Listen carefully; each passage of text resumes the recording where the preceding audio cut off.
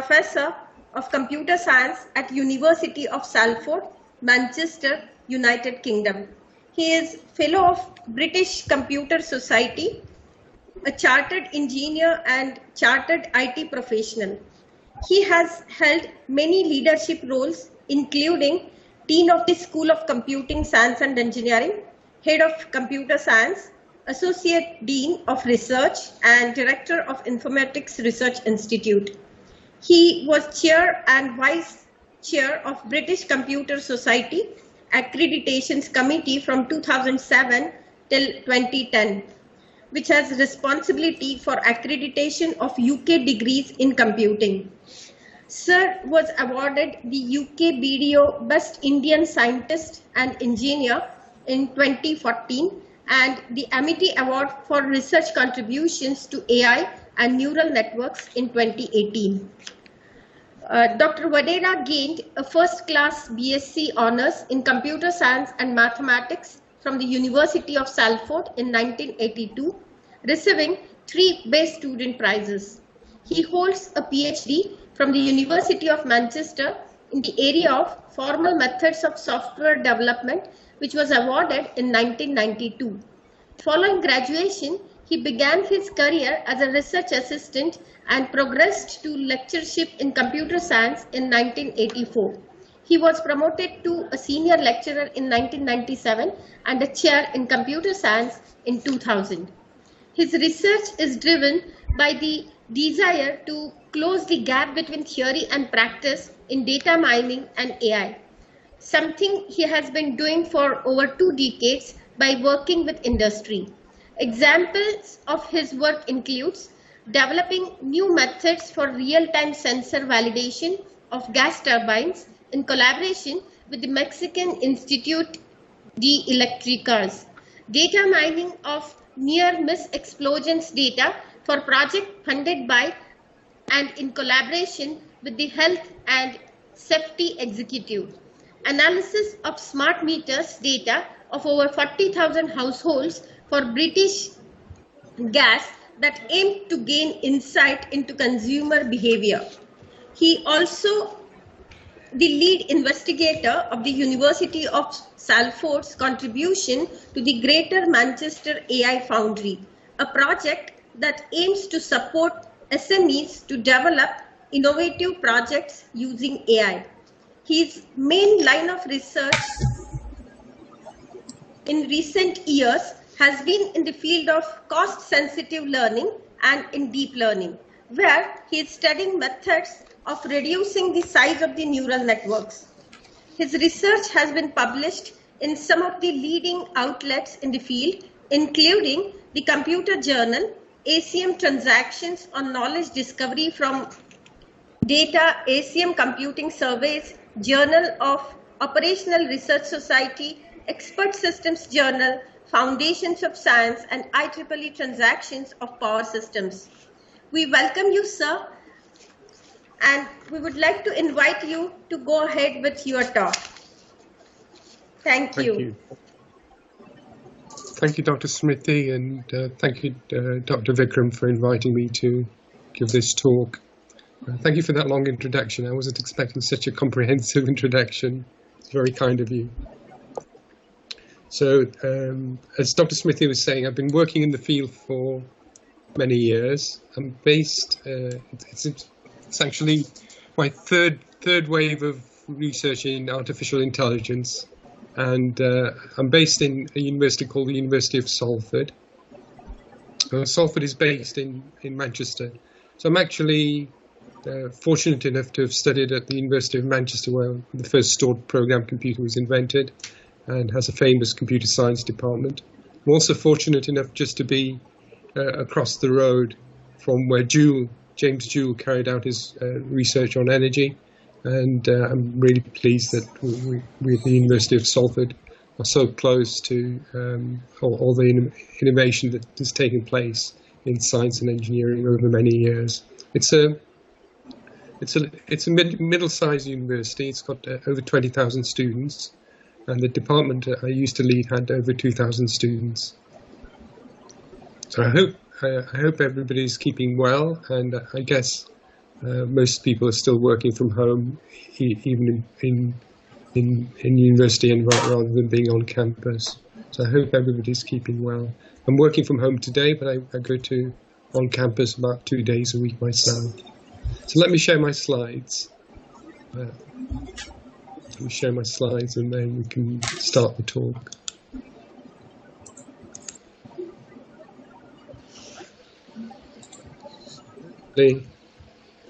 Hopefully you can see my slides. So the topic I'm going to talk about is in this field of deep learning, and it's about making a neural network smaller. So what I'd like to do is, first of all, start off by giving you the motivation for why this is an important topic, describe the problem, and then, of course, like all good research, I'm going to describe some of the existing work that has been done over many years in making neural networks smaller, and then describe the work we're trying to do ourselves in making neural networks smaller using a method called multi-arm bandits, and then give you some empirical results, and then conclude the talk. The motivation, why study this topic? So I'm sure you've all heard of deep learning and neural networks, and I'm sure you've heard of the innovation that is taking place in this kind of third wave of artificial intelligence that is changing the world. And there are many applications. These are some of the applications I'm involved in at the moment. So I'm involved in one, and most of them are done with the aid of PhD students or by working with companies. So in this particular application, we're interested in taking out bias from deep learning models. So you would have heard of the use of deep learning to identify criminals, and you would have heard that these systems can be quite biased. So, for example, in New York, they used a predictive policing application which tried to recognize criminals, and unfortunately it was biased against blacks by 2 to 1.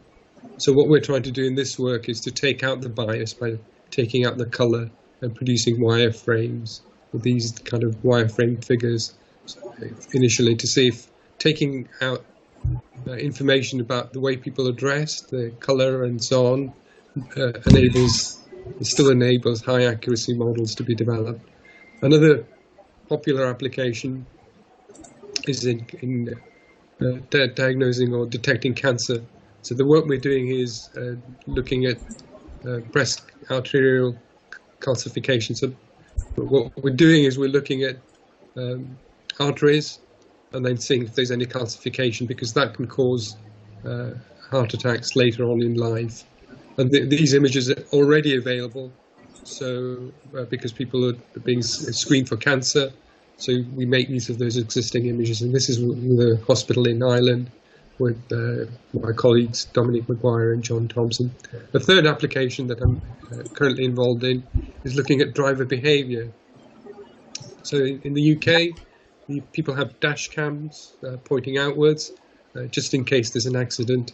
And insurance companies also use that dash cam video. And if you can detect an accident or look at driver behaviour based on the videos, you can have many applications. So this work is being done with the company.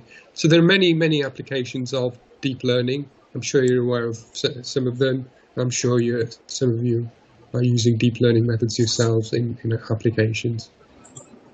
So just in case you're not familiar with deep learning, and let me just give you a very quick 2-slide introduction.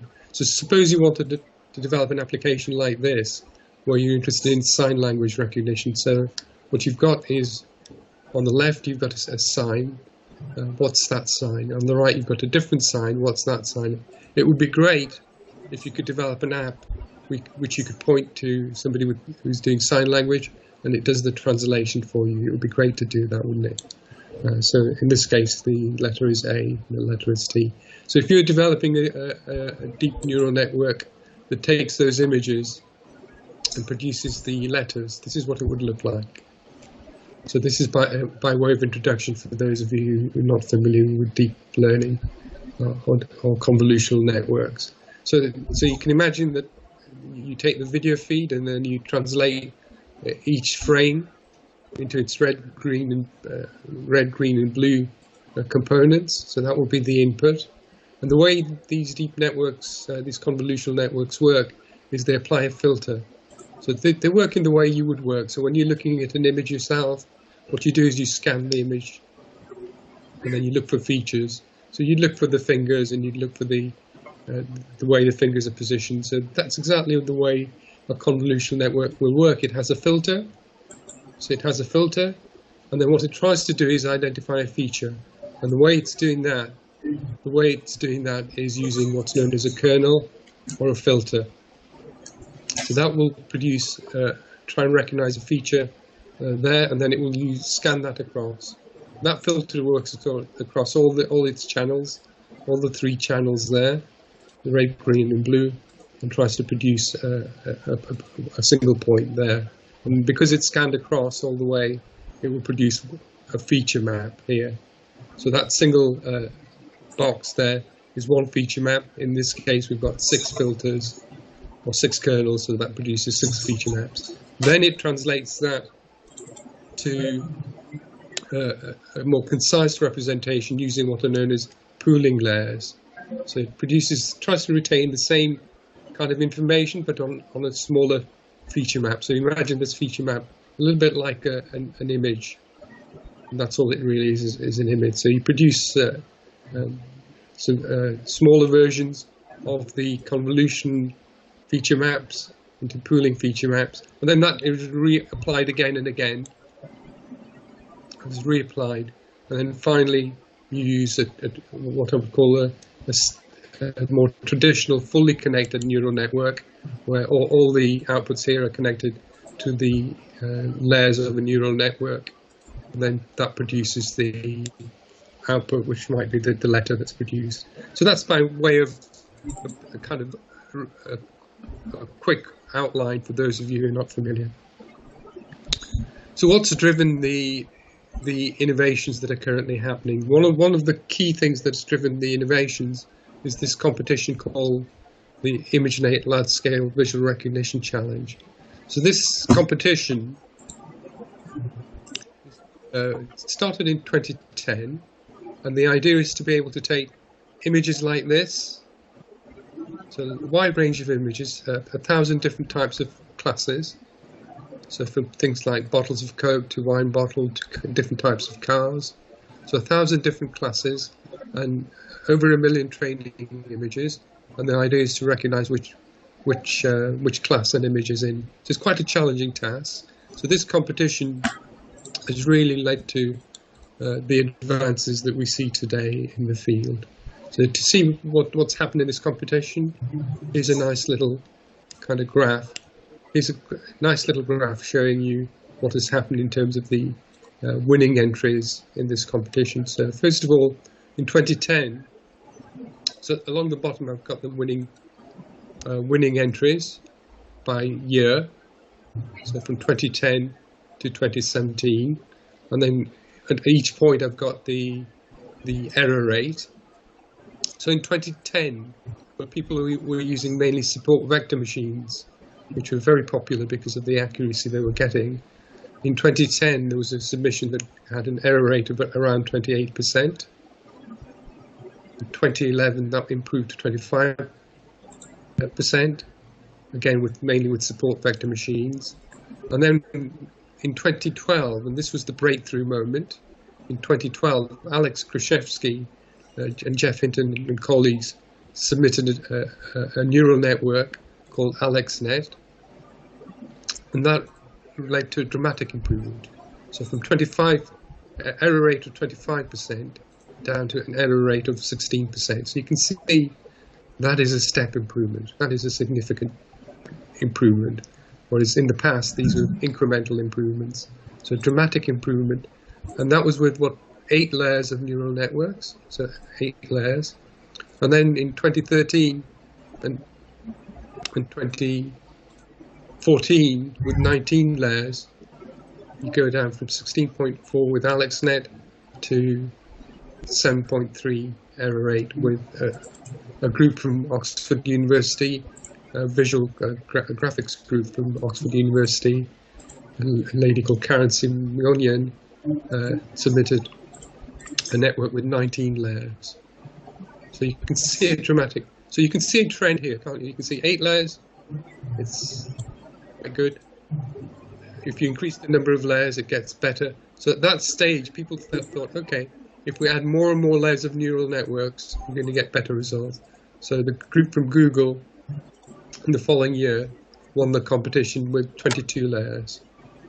And then a Microsoft group won the competition with 152 layers. And then later on, people amended the architecture. And in amending the architecture, they still had 65 layers. There's still a significant number of layers. And then in 2017, it was with 101 layers, again, 3%. So at that stage, human performance on this task is above 3% error rate.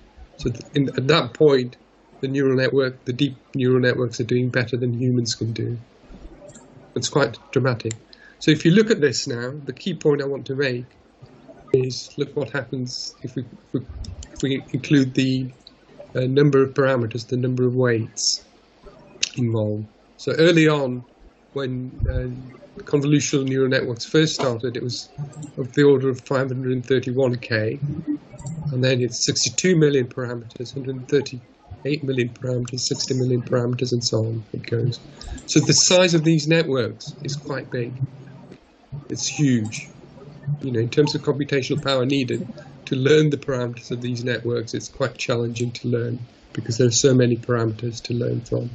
If you're thinking of the comparison between humans and neural networks, when we're born, we have probably 100 billion neurons, and the connections between the billions of neurons is probably around 50 trillion synapses. When you're about 1 year old, that goes to 1,000 trillion synapses, because we're learning. The connections between our neurons increases dramatically. And then guess what happens when you're 18? Actually goes down. Okay.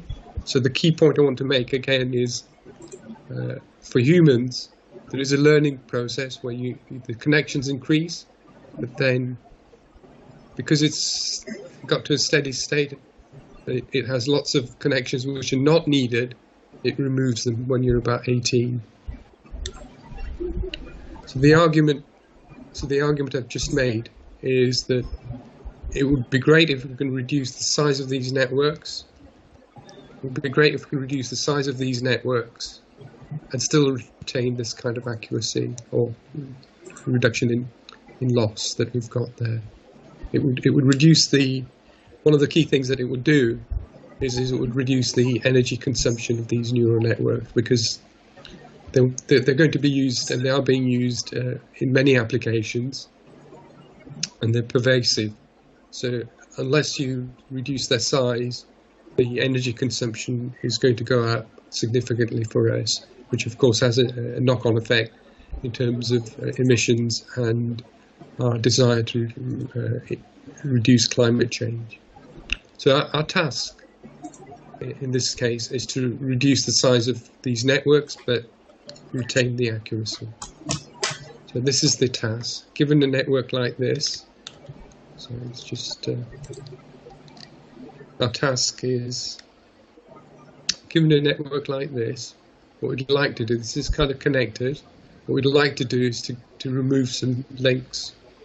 So we would like to remove some links, or potentially, if you go from here to here, remove a node. Okay, so that is our task. That's the problem. And this is just a traditional fully connected network, but the same argument applies for convolutional networks or any other type of network. What we want to do is remove filters which have the weights, and what we want to do is reduce the size of those networks and reduce the computation required, and therefore reduce the amount of energy needed both to train and use these networks. So suppose I set you this task, how would you go about it? So we've got a network. What we can do initially is take some data, take the data, feed it through the network, and get the loss L. So we get a loss. Now we want to decide which of these links to remove. So what we can do is we can choose a link, and then again take the data, feed it through, and get a loss L dash. We then compare that new loss with the previous loss, and hopefully if that loss reduces, this delta L value will be positive. Otherwise, in any case, what we want to do is repeat the process by choosing a different link and work out different losses. So what you do is you choose a different link, repeat the process, and get this delta L2, delta L3, and so on. And then from those, obviously we pick the largest one, which we can then remove. So delete the weight that gives you the largest delta Li from this list. Okay. So what we're doing is we're enumerating the possibilities of which one to remove and picking the best one. So that's if you're in computer science, that's the greedy strategy that we're using there. Unfortunately, this doesn't work. You would guess it doesn't work because the sizes of the data sets that we have here are large. So each of these passes that we make is quite time consuming. The numbers of connections we've got here, you're talking minimum of 60 million connections. So it's not really a good idea to repeatedly push this data through and to do this evaluation. And people found that out as early as 93. People found that out in 2016, that the method is not practical. So that's even before deep networks, this method wasn't practical. So people have recognized the problem in recent years, since 2012, I guess, 2016, a dramatic increase. I'll show you the amount of research going on in this field at the moment. So you can see that 2014 there were only 4 publications focusing on this challenge, and then by 2019 there are around 50 publications, and that's grown in recent years. I haven't looked in the last year what the number of publications are, but these indicate kind of exponential growth in interest, because people recognize that you do need to reduce the size of these networks if they're going to be going into embedded systems, if they're going to reduce the energy consumption. And we've done a full survey of the methods, which you can find in this particular paper. Let me say a little bit about the existing work, because there is a lot of it, and we've categorized that existing work. There are basically 3 key categories, and then there's a 4th category that contains all the other methods that we've got there. So there are methods which are based on the magnitude. So the idea with these methods is you look at the weight and you look at its size. If it's a small weight, you can remove it. So that's the idea of things like network pruning. Another interesting idea that has come around is something called the lottery hypothesis by Frankel and Carbon. So what they've studied is the initialization of these networks, and then to remove small weights. So when you initialize a network, you typically use a random initialization. The idea of the lottery is that the initialization leads to particular weights winning. In other words, winning a lottery, which is a little bit like a lottery, because you don't know which weights are going to win in terms of being retained if you use this kind of magnitude-based approach. A second popular approach is based around sensitivity analysis. I'll describe that when I describe this method called optimal brain damage. I'll also in a moment just describe these methods called channel acceleration and network trimming. The third category is based on the idea that if you've got weights that are similar, then they perform a similar function, so you might as well delete them. So what you do is you cluster them. So those of you who know about AI will know things like k-means clustering. So what you can do is you can get all the weights, cluster them, and then pull out the representative weights rather than use weights that are similar. And that's the use of clustering. There are also other methods that you can deploy. Regularization can be used. One method that is gaining ground is quantization. So what you do is you discretize or quantize the weights, and then as a result you're reducing the number of weights that you need. Lower rank matrix factorization is used, and knowledge distillation is also used. Knowledge distillation is an interesting idea. What you do is you've already got a network that you're happy with, and then what you do is you treat that as the teacher model, and then you have a student model. The student model is going to be smaller, and in the student model is going to use the teacher model to do the learning. That's a nice idea, which people are also using for providing explanations of neural network models. So I'm going to describe these methods, and then later on just describe the work we're doing using multi-arm bandits. So hopefully at this stage you're clear about the problem. I've described an outline of the categories of methods people have used or are using. I'm going to describe 3 particular methods at a high level, just to give you an indication of the kind of previous work that has been done in the field.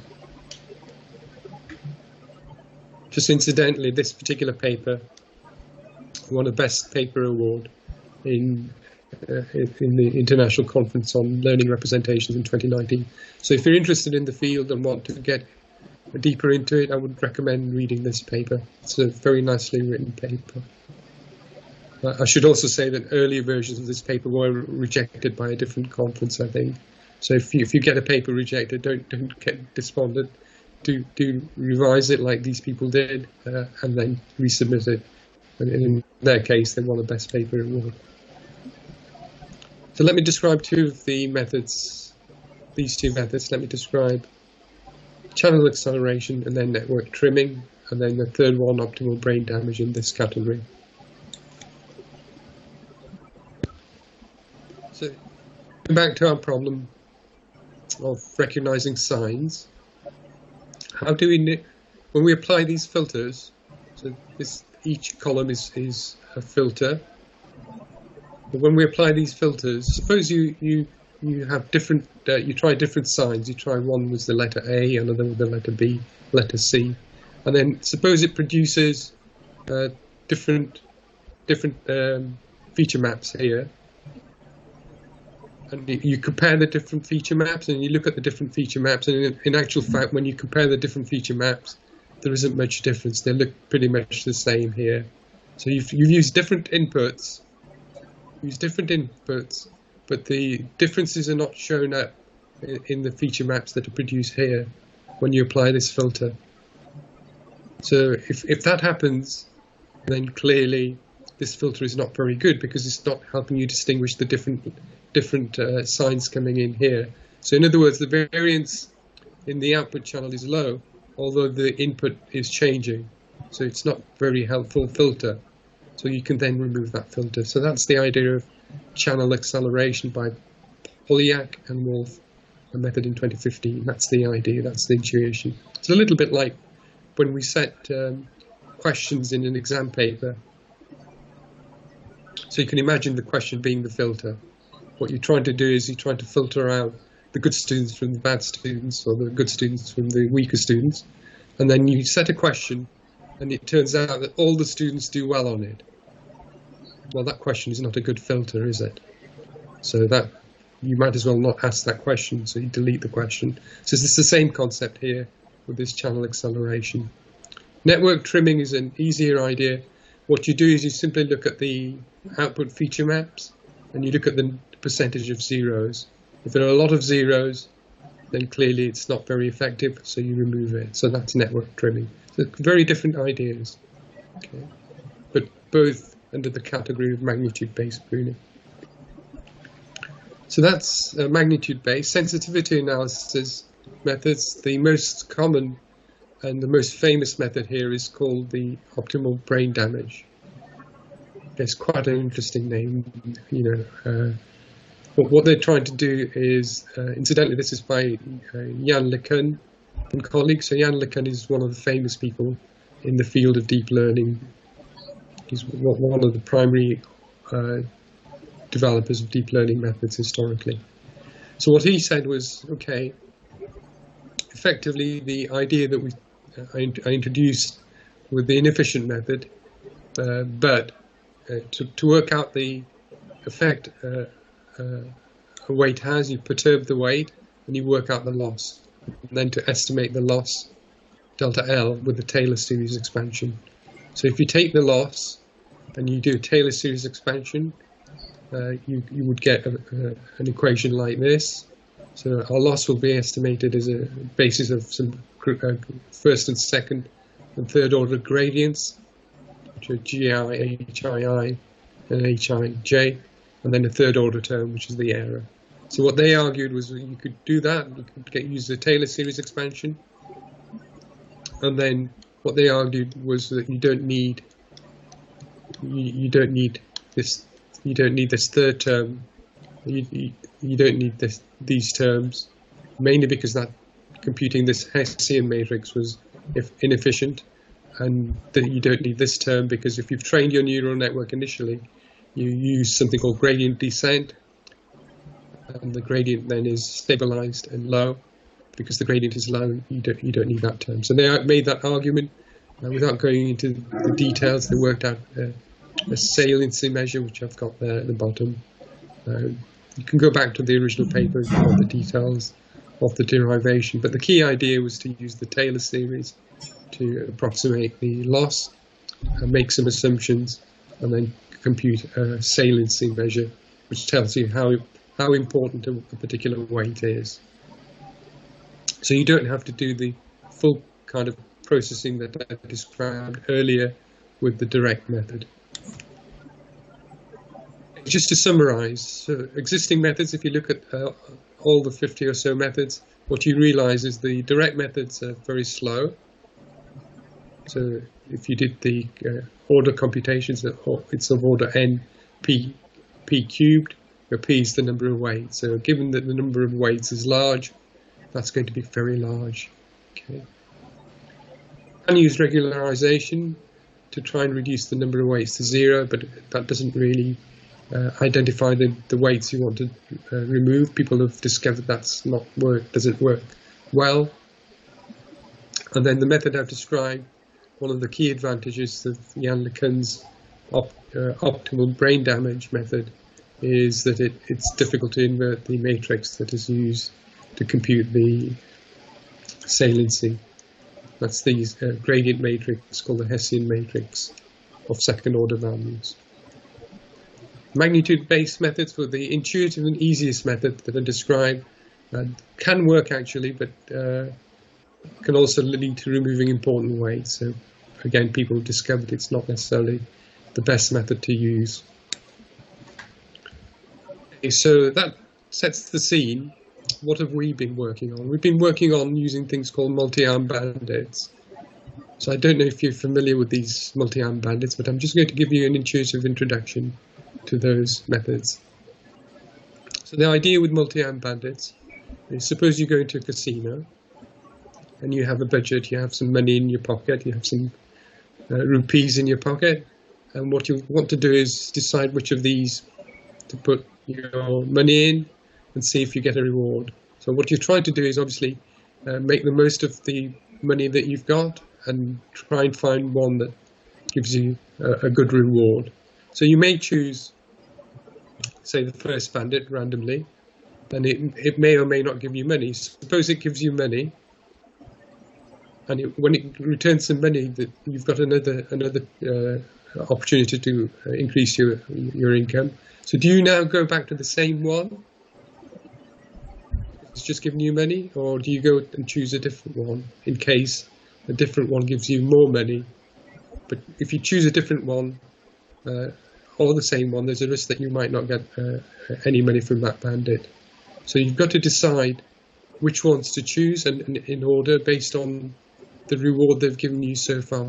So your strategy might be to try some of them and then try and keep an average of which one has given you the average return on what you've used for each bandit, and then decide based on that.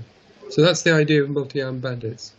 It's a topic that's been studied for many, many years, and some really clever mathematics to show which strategy works well and which methods work well on average in the long term, with some guarantees on performance. So multi-armed bandits can also be categorized into different methods, and these are the methods that I would categorize these multi-armed bandit methods. There's always a lot of different people who worked on trying to solve that problem.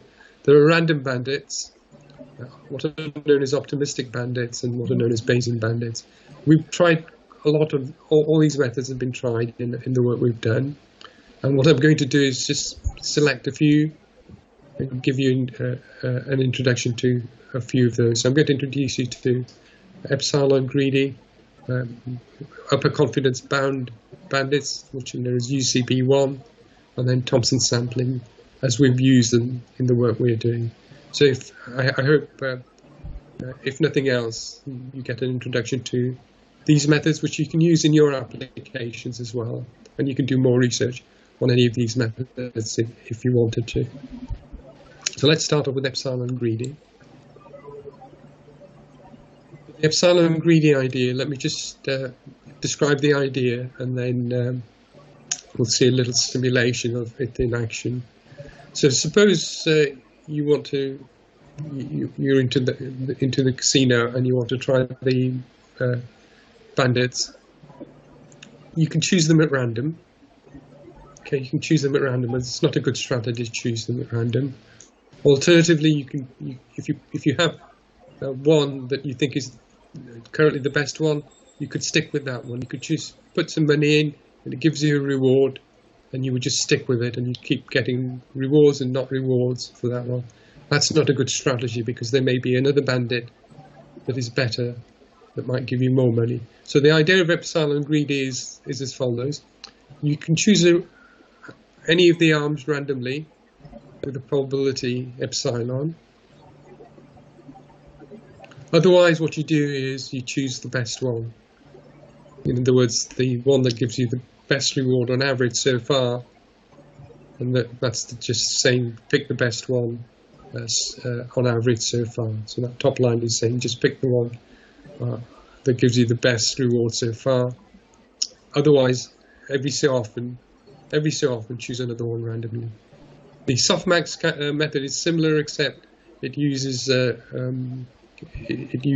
kind of temperature to control which one you choose. So the idea is you have a probability of selecting a particular bandit, but that probability is based on a kind of Boltzmann probability, if you like, with that equation, where you've got the temperature, tau is the temperature. If you set tau large, then it's random. If you set it small, you always select the best one. So that's the softmax method. So to illustrate the idea, let's look at a neural network, just a small one with 8 neurons and with 2 neurons in the input layer. And suppose you've got 1,000 examples and you're using 100 cycles or epochs of training, and that could achieve accuracy. The important thing is to illustrate the idea. So here are 2 diagrams. So this diagram illustrates what happens. So these are the weights along the bottom. You've got the weights. So these are the weights, and these are the mean rewards that you've got initially if they're 0. So what's going to happen is you're going to choose one, which will be highlighted in red, and then you'll see their selection. At the bottom, you've got the same configuration, but with the softmax method. So let me play both of them. So if you look at the ones that are highlighted as red, those are the ones that are being picked. So every so often every so often it will pick the best one, and every so often it will pick another one at random. So at random it will pick that one. So that's the epsilon greedy method in action. So eventually, if you've done enough cycles, you'll kind of get to a stage where you say, okay, that's the best one to pick, and I'm going to remove that particular one. Softmax is similar, except of course you're looking at the temperature method, using the Boltzmann temperature to decide which one to pick. So that's a method that we've tried. The other methods that we've tried is the upper confidence bound methods. So let me just describe the intuition and illustrate it, the equations.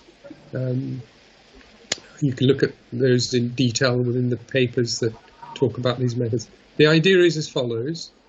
When you work out an average of things, you usually have a bound on those averages. So you have an upper and lower bound on averages, typically based around the standard deviation of the average or the standard error of the average. So the idea of optimistic, this upper confidence bound, is to take an optimistic view.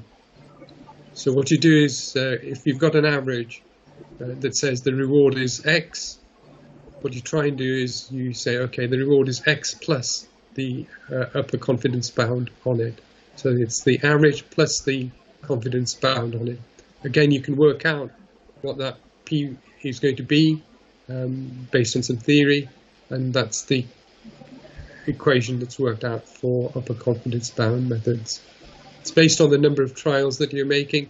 As the number of trials increases and T increases, you're more and more confident about the average you've got, and as a result that bound becomes tighter and tighter. Again, the best thing to do is to look at a simulation of it, which we'll do in a second. The idea with Thompson sampling is to use a probability distribution. So instead of using a bound, you use a probability distribution. The distribution that's used is called the beta distribution, and what we're going to do is we're going to, again, the best thing to do is to look at the visualization of it, which I'm going to show you next. So here's a visualization of the methods. So with the upper confidence bound, remember what we said was that we're going to have a bound on each average, and here we're going to have a distribution. So let me play the upper confidence bound first. So you can see these are now bounds, and the ones that are highlighted red are the ones that are picked. So it's always going to pick the one where the upper confidence bound is the best. So that changes depending on the trials that are made. So the red ones are being highlighted, and you can see the bounds. You can see this one is, the bound is getting smaller, and it's being picked when it's the upper confidence bound. Occasionally another one is picked. So you can see how this method works. Okay, so eventually it's going to converge onto the best one that's there. The other bounds are much higher. Let's have a look at the one based on distribution. So here each weight is a distribution. So again, the red one being highlighted is the one that's been selected based on the distribution. So you have a distribution for each weight, the average for each weight, and you're going to sample from each one and pick the one that's the best each time to try. Eventually it's going to converge onto this one, which is the same as that weight there. Okay, so that's the methods that we've tried. Let's look at the empirical evaluation of the methods. So I'm sure you've done lots of empirical evaluations in your own studies. The one we've done has two parts to it. The first part is a fairly standard part that people do in machine learning, which is to develop neural networks on the UCI repository. So this is the standard set of data sets available, which you can then develop your machine learning algorithms and carry out an evaluation. So what we did was we did exactly that. We carried out, we developed a neural network for each of the data sets, and then we pruned the network by 20% and looked at the performance. So these are the results we got. So we've got the we've got the data sets here. We've got the results from the model, and then here we've got the different methods, including optical brain damage, and some of the other methods, standard pruning methods, using random pruning. You can see with just the colors highlighted that the multi-arm bandit methods work really well. The OBD works well, but not as well. The best one seems to be UCB1, the upper confidence bound methods that we've got. Okay. Epsilon greedy is not as good. The really pleasing thing is that if you look at the runtime of these methods, if you look at optimal brain damage, you can see it's very slow. Whereas if you look at UCB1, it's pretty good. It's really good, okay, in terms of time requirements in seconds for this task. So that was the first set of trials that we did. And then the second set of trials we did was on image processing data sets. So again, if you're in deep learning, you'll be familiar with some of these data sets. If you're not in deep learning, let me just quickly. So this is the CFAR data set, so the Canadian Institute data set. And you've got 10 categories. You've got 50,000 training examples and 10,000 testing examples. So the idea is you categorize into these categories. The Oxford Flowers one, slightly more challenging because you've got 102 classes of flower, and then you've got around 2,000 training images and 6,000 testing images. And of course, the birds, Caltech birds data set is even more challenging because you've got 2,000 different species of birds, only 6,000 training images and 5,700 testing images. So those are more challenging problems. These are the results we get with the different methods. So again, these are different neural networks, including AlexNet, convolutional networks, LENet. And the results you get, again, just confirm that UCB1 is the best one for pruning.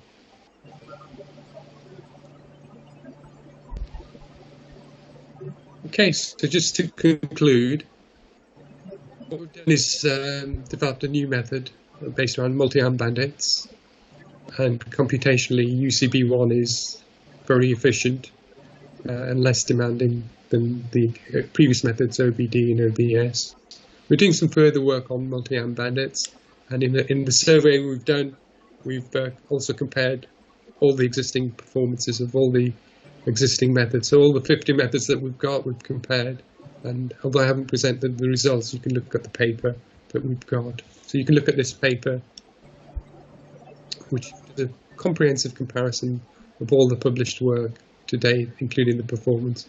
The multi-arm bandit paper you can look at on pruning is published, and it was published in 2020, and you can get that from this site. It's available online. Okay, I'm going to stop there, and thank you for listening, and I hope you found some things interesting and managed to pick up one or two ideas, either about multi-arm bandits or about pruning and how important a topic it is. I'm going to stop there and invite any questions that you have or any discussion.